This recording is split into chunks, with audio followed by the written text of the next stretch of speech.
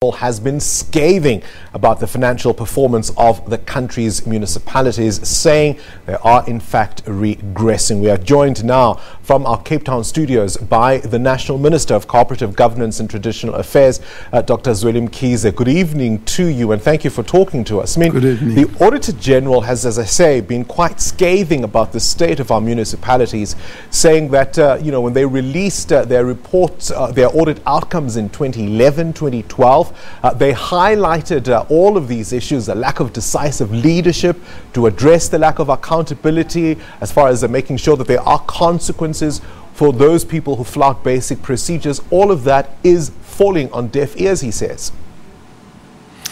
Well, I think what the Auditor-General is raising is indeed a matter of concern, but also this is the same issue that is reflected on the picture we're painting during the budget speech. We are concerned that there's not been significant improvement, and rather there's deterioration in audit outcomes, and this is something that we have to find a way to resolve.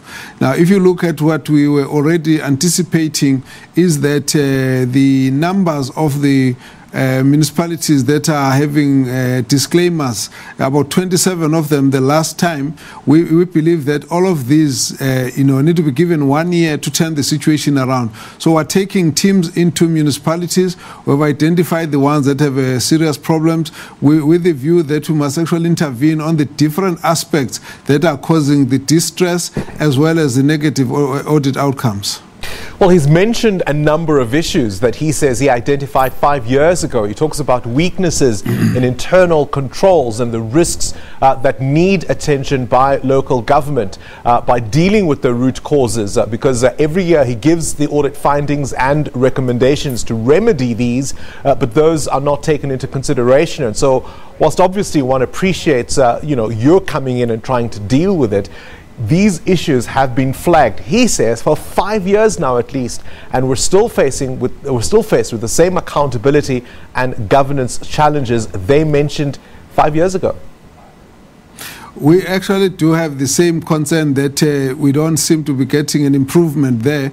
Of course, with the Auditor-General, the challenge is that there's a disjuncture between the audit outcomes and the direct intervention that the AG's office can make in a municipality. But with the COGTA as a line function department, working with the provinces, we are determined to turn this issue around. In the first instance, we are sending in teams to go and deal with the municipalities that we've identified that have got problems. Between COGTA and Treasury, we identified 87 municipalities which are distressed for various reasons, and amongst those, of course, some of them are structural, but others are a matter of bad administration that we have to fix. So our team will go in there to deal with the issues of governance, just to make sure that they've got the right capacity, excuse me, the right vacancies, the right filling of the posts, so that they can have capacity to deal with this. But secondly, we've got teams that are going to focus on financial management to help them to ensure that they've got correct budget,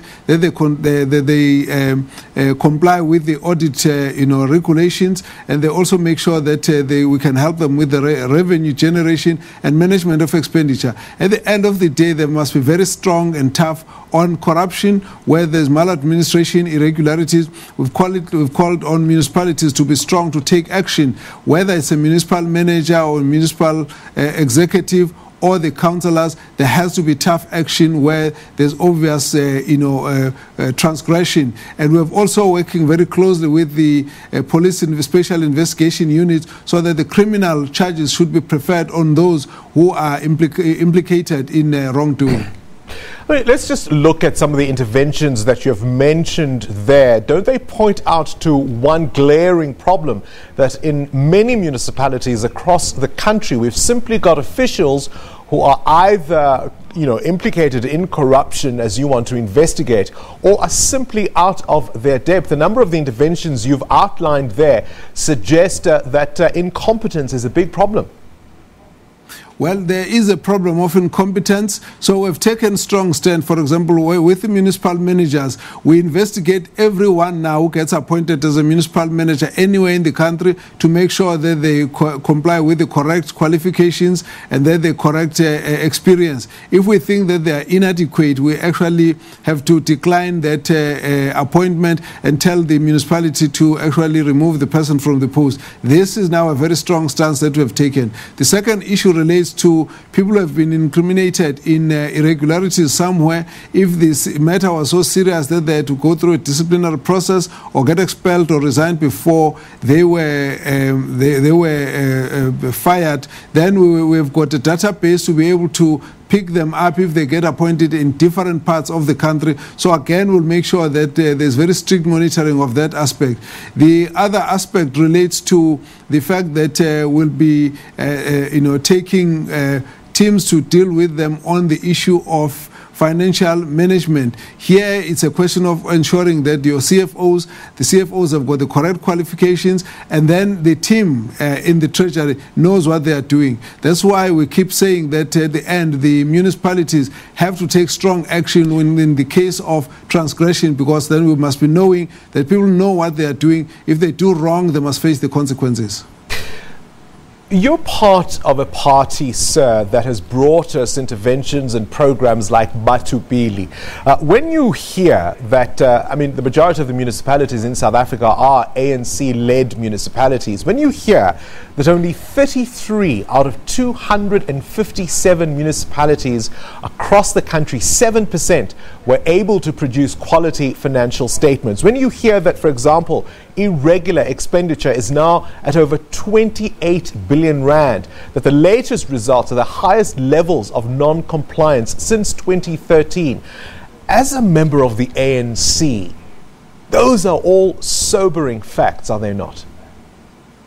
Well, look, I would be concerned as well that there would be those kinds of reports coming from the various municipalities, which basically means that we'll need to deal with the issue both from the point of view of the government administration as well as the party, to be able to ensure that the people who are deployed there have got the adequate capacity, but that also they can be made to account, that they can comply as expected in law. So I think that we have a lot of work to do, both as a party as well as government. Would you say that in some ways all of these, although you are obviously, as you say, implementing interventions, but nonetheless the fact that we're finding ourselves here on some level is an indictment on your party? Well, I think there's a whole manner of issues that are involved here. I think what is important is for us to actually ensure that there's a very strong, intervention when it comes to wrongdoing, and that when we get to municipalities, there must be, quick investigations, and ensure that, the police, the investigations can be done without fear or favor. What tends to be a problem is the time it takes to, conclude investigations because of the technicalities that are involved in the financial issues, and so that takes a long time before you can see strong action being taken on some of the people.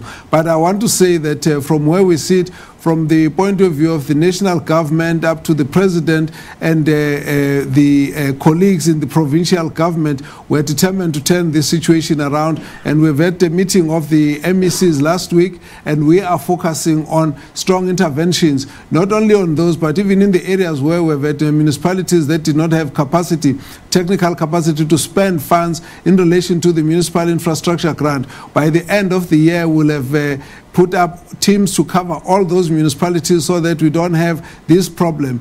Then at least a lot of these issues will be reduced. With these interventions, we expect that there should be quite a change on the municipalities' conduct. I accept that, Minister, and of course I also, with respect, I do accept also that this is a fairly new role for you, so I'm not placing the blame specifically at your leadership, but some of the interventions you are talking about are very basic interventions. Of course people should be qualified, of course people shouldn't break the law, those are things we expect.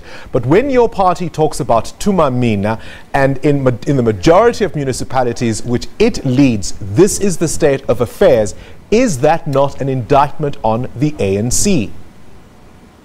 Well, the ANC has to accept responsibility and accountability for the performance of its members, and think that we must accept upfront. But you will notice that where there were serious concerns already, both from the party as well as from the government, there's been interventions. We've just had an announcement from the president about the Section 100 intervention in the Northwest. Now, in the interventions that we're putting in, we're going to be moving up in the hierarchy of the interventions that are needed. The bulk of what I'm referring to on the revenue generation, recovery, fighting corruption, and so on, are on the basis of Section 154 of the Constitution, which is about the support that we give to municipalities. But then there's also the sections 100 of the Constitution, which means when we think that there's no response, we step up on that. In the Northwest, we're putting Section 101A, but in other areas, there are about 11 municipalities that have been put under Section 139, whether 1A or B. All of these are interventions, and we are watching very closely, and we'll be able to step up on the basis of those provisions in the Constitution, so that we are able to ensure that the municipalities are able to perform as expected.